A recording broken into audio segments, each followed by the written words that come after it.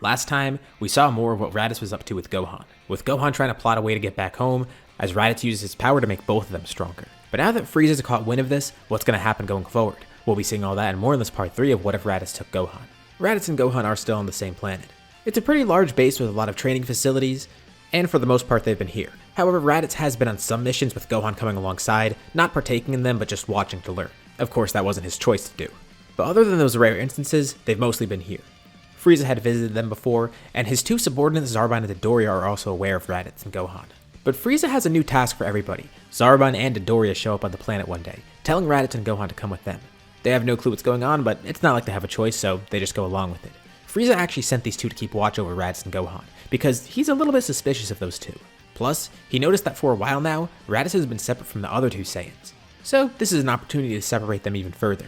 In the long run, he's not too worried about the Saiyans, but just in case they do try and start some sort of mutiny or whatever, he wants to be able to divide and conquer. This helps him twofold. It keeps Raditz and Gohan separate from Vegeta and Nappa, and it lets him keep an eye on them very closely. They're going to be going on a lot more missions, and they're going to be basically moving from planet to planet, not being in this one location.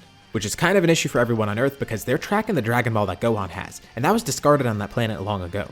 It's buried deep in some dump on that planet right now. And with Gohan leaving that planet, they actually don't know where he is now. King Kai can't focus on his present 24/7. So now even he's lost track of Gohan. And it's kind of hard to find Raditz too. He only realized this because he decides to check once everyone heads back to Earth. Now that their training is done, they want to get on the spaceship and go find Gohan. King Kai notes that it's weird that he can't feel Gohan's presence, but maybe his power is suppressed. The Dragon Ball still is there. So the group starts their journey, and along the way they train a little bit more too. Over a year and a half has passed since Raditz took Gohan. Since we're a bit more into the story, let's discuss people's powers. Of the cast that we've seen so far, Vegeta is definitely the strongest, at a power of about 30,000. He's been on plenty of missions since the story started, growing stronger from that. As for Goku, when his training with King Kai is over, he's at about 25,000 for his power level, although he has access to Kaioken times 4 and could use that pretty well, buffing him to 100,000, but if he really wants to stress himself, he could probably push it further. Surprisingly enough, Raditz is at the same power level of 25,000. By exploiting Zenkais from Gohan attacking him, that actually helped him grow really quickly. At some point there were diminishing returns, but still, it was good while it lasted. Behind that is Piccolo at 15,000, and he has access to Kaioken at a much higher level, going to times 8 because he's much better suited for it, being able to regenerate and such. So while his base power is weaker than Goku, with Kaioken he's actually one of the stronger ones in the group at 120,000. Although even with his regenerative abilities, that doesn't mean he could just use Kaioken with ease. It's still stressful for him, but much less than other people. Nappa has also grown stronger too, at the same power as Piccolo, 15,000 in base. Keep in mind, he and Vegeta also do have the grade 8 forms, as do Raditz and Gohan. Speaking of Gohan, he's next at 10,000, although Raditz has noticed some weird power spikes of over 200,000. He thinks that might be a fluke, but knowing how Gohan's power works, he's not too sure. And finally, we have Krillin and 10. They've trained alongside Goku and Piccolo, having access to Kaioken at very low levels though, up to times 3, but their power is at 5,000, meaning they could basically max out at 15k. With their newfound strength from King Kai, as well as what they've gained from their training, they feel like they could take on any threat. Raditz won't be a problem at all. And while they don't know how strong the other two Saiyans are, they should be able to fight them off. Although, that's not really going to be their main course of action here. They know that they're likely walking into some sort of forward operating base for the Frieza Force, so there could be way more soldiers there. They're going to have to try and get in and be covert as much as possible. Eventually they do arrive on the planet, and the first thing they do is put the ship in a capsule, with Piccolo quietly eliminating some of the soldiers, wearing their armor to blend in, trying their best to keep a low profile and not make any eye contact with anyone. All they need to do now is use the Dragon Radar, and it leads them way off the base, which is concerning at first, and they're not sensing any powers out here, but the Dragon Ball definitely is here. Eventually they do find the 4-star ball, and it's buried in a pile of trash. And by now they've already realized that Gohan's not wearing the 4-star ball anymore. He never even had it in his possession. It's probably been discarded a while ago. King Kai says he's been looking for Gohan, but he can't find any trace of him. But as he gets in contact with everyone else again, he shudders as he notes something's approaching Earth. The two other Saiyans.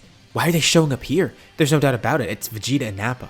They're not at Earth yet, and if everyone leaves now, maybe they can make it just in time to fight those two Saiyans. So now they're kind of in a corner. What are they supposed to do here? They don't know how to track Gohan. They have no clue where he is, and now Earth is at risk, so they don't really have a choice but to head back there and defend it. But Piccolo says they're overthinking this. It's pretty simple. They're just gonna go back to Earth and fight off the two Saiyans, and once they beat those two, they'll just summon Shenron. Now that they have the 4-star ball, they could simply wish Gohan back and all this will be over. This is actually way better because now they just need to fight those two Saiyans and it's on their home turf.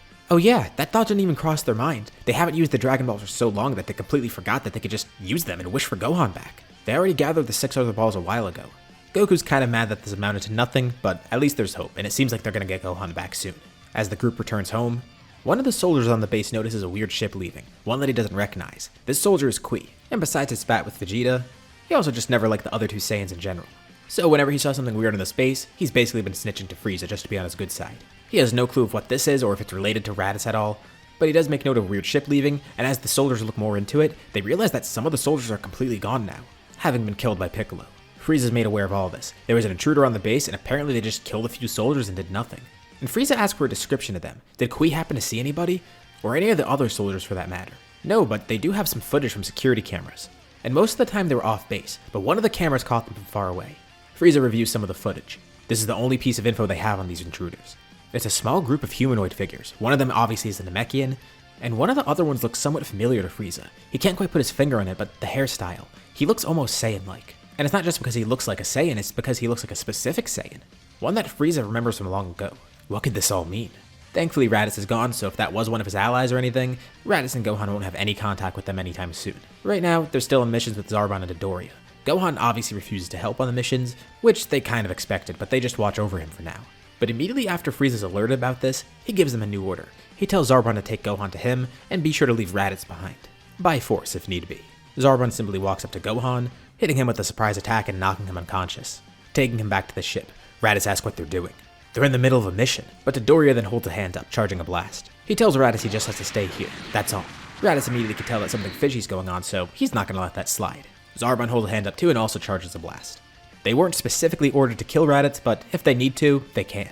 Raditz says he'd love to see them try. He first launches at Dodoria, fighting him alone and actually doing pretty well. Zarbon forgot how much Raditz has grown, but it's probably not going to be enough to counter the two of them, especially together. And just to make this a lot easier and quicker, Zarbon decides to join in. Unfortunately for Raditz, he'd be outmatched even in a 1v1 here. So even though he did well at first, now he's definitely screwed. He's beaten down by them as the two leave. But quickly, Raditz tries to create an artificial moon, throwing it up in the air and seeing if he could transform into a great ape. That will seal the victory here. But Zarbon notices right in the nick of time, quickly launching over at Raditz, hitting him with a powerful blast point blank. Not just knocking Raditz unconscious, but also severely injuring him. Raditz probably can't hear him right now, but if he does somehow survive this, he can claw his way back to base. They'll leave a ship behind for him. He almost did kill him there, but he pulled his blast at the last second. Considering that Raditz still might have some info for Frieza. Whatever's going on, they do need to get to the bottom of it, and Raditz might be their only course of action there. For now, all that's important though is separating him from Gohan. When Gohan regains consciousness, he's back on a different base, one that he doesn't recognize. Zarbon and Dodoria stand over him with another familiar face. As Frieza turns around to greet him, Gohan asks what happened with Raditz. Where is he? And Frieza said he's not going to be working with Raditz any longer. His supposed father was causing some issues. And he tells Gohan not to worry, Raditz isn't dead or anything. Frieza was gracious enough to spare him. Just temporarily, Gohan's going to be working directly under Frieza. He doesn't even mention the rumor of another Saiyan showing up on that base, and doesn't even realize that's Gohan's actual father that showed up. Gohan doesn't have to do anything right now. He should actually be happy that he's working directly under the Emperor. He's going to get some great treatment. Well, supposedly he is. King Kai continues searching for Gohan, and he finally has found him, telling Goku and his friends as they arrive on Earth. Well, that's good to know. Not only do they have the Dragon Balls, but now they have Gohan's location too, so either way, they will be able to find him. Although they probably won't need his location, they'll just summon Shenron. They just gotta win this fight and they'll be good. Even though it was a round trip, the space flight was kind of short, which is a double-edged sword because they saved a lot of time, but also they didn't really have much time to do any extra training. Their powers have increased a little bit from what I outlined earlier. They each got a few extra days of gravity training with some good training partners, but it wasn't incredibly intense like the stuff that Goku was doing on his way to Namek in the original story.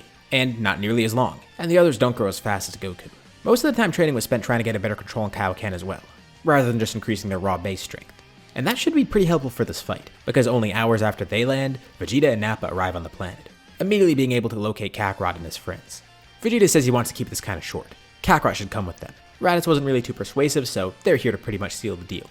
Obviously just saying that's not going to work, but Vegeta reminds them, they know the location of Gohan.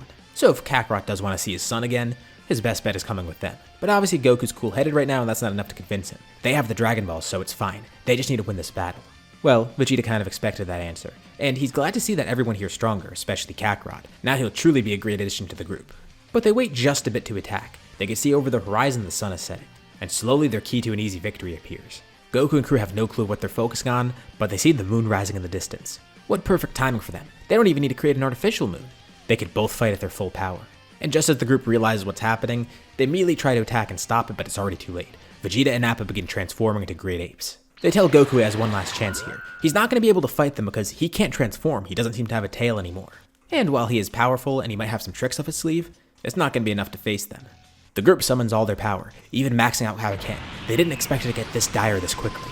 Piccolo can't even believe that the moon's back. And since the Saiyan saga was completely different, it's not like Piccolo destroyed the moon again. It's still here, and it's letting them transform.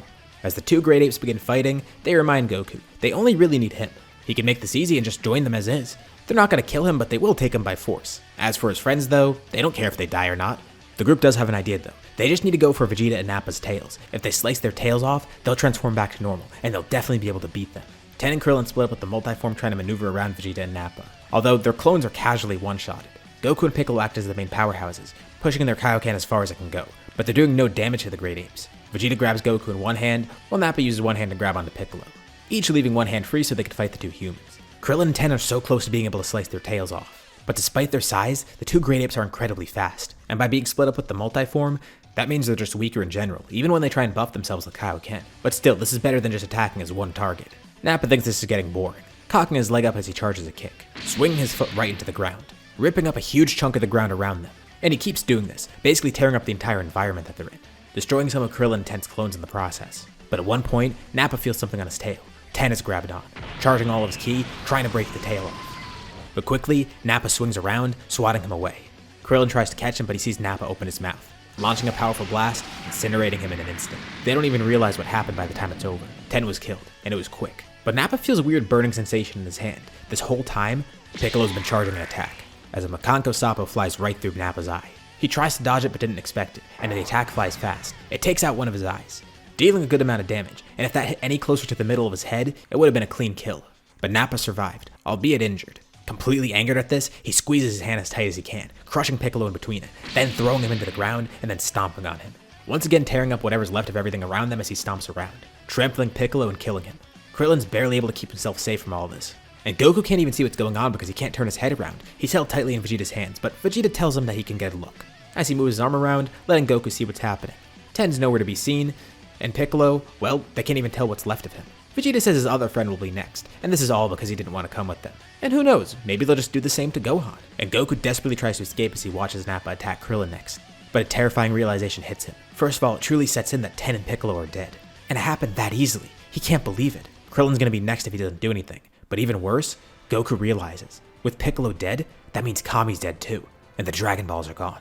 The 4-star ball is still in his pocket, and he's able to wiggle his arm into it and feel it. It feels like stone. Goku then screams. It's not a scream of pain, but a scream of anger and frustration. 3 of his friends died, his son is still gone, and after all this time and all this effort, it still led to nothing. People have died, Gohan's still gone, they don't have the Dragon Balls. It's all falling apart, nothing's working. Vegeta's hand starts vibrating intensely as he tries to grab it with his other hand, trying to hold Goku still. But then there's an explosion of light, with Vegeta feeling an intense pain in both hands. And Vegeta's knocked clean back, falling onto the ground and trying to find where Goku went. Nappa doesn't even realize what's happening, still blinded by rage. And he's still attacking Krillin, but as he's about to stomp on him, something catches his foot. He sees a brilliant golden glow underneath it. And somehow, he's lifted into the air and then slammed back down into the ground. He then feels a sharp pain in between his eyes as someone punches him in the face. A normal-sized person too. It was Kakarot. Nappa falls to the ground unconscious, with Vegeta looking on completely stunned. Goku floats back to the ground, standing in front of Krillin making sure he's okay, and Krillin looks on with the same type of disbelief that Vegeta's feeling. Vegeta's deep voice as a great ape bellows through the area. Is that a Super Saiyan? But he has no more time to think about what's going on. Immediately after seeing this, there's a sharp pain in his stomach as he too is knocked unconscious by one attack from Goku. Both of them transform back into their normal humanoid states, with Goku floating above both of them, contemplating what his next course of action should be, but still feeling that same anger and frustration that he's been feeling, the same thing that pushed him to this transformation. After transforming into the legendary Super Saiyan without realizing it, Goku tries to carefully think of his next move, and this is where we'll leave off for now. What'd you guys think about this part? What's gonna happen next time? Will Vegeta and Nappa be spared? Will Goku be able to finally find Gohan? And how will Piccolo, Ten, and Kame be brought back without the Dragon Balls? Leave your thoughts and suggestions in the comments below. I'd love to see what you guys think. As usual, be sure to drop a like and subscribe if you haven't already, especially if you want to see more parts of this series or if you just want to help with the channel. Anyways, thank you all for watching, and I'll see you all in my next video.